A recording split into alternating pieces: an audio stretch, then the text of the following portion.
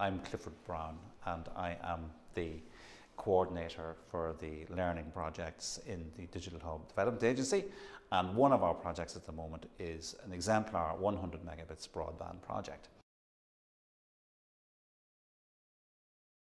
The purpose of that project is to advise the Department of Communications, Energy and Natural Resources, but mainly the communications section of it, on what are the issues around the deployment of 100 megabits broadband in a school, and what has to be done to ensure that this deployment, when it's in place, changes teaching practices and learning opportunities for the students in a school.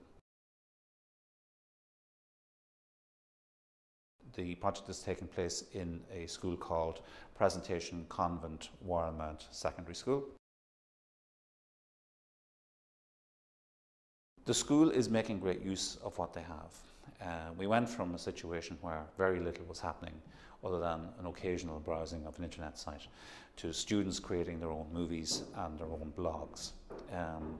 The English teacher in the school has been working with her second year class.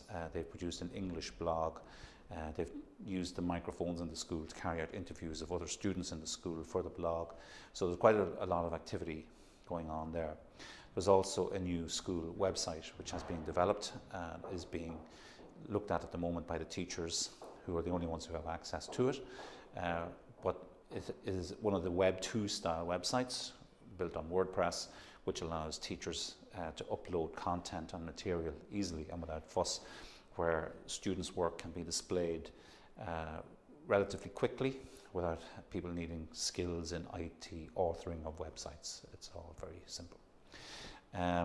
And we also have some movie making taking place in the school, and the transition year group have just completed a movie on bullying, which is to be screened on Thursday next week in the Lighthouse Cinema as part of a competition that they have entered.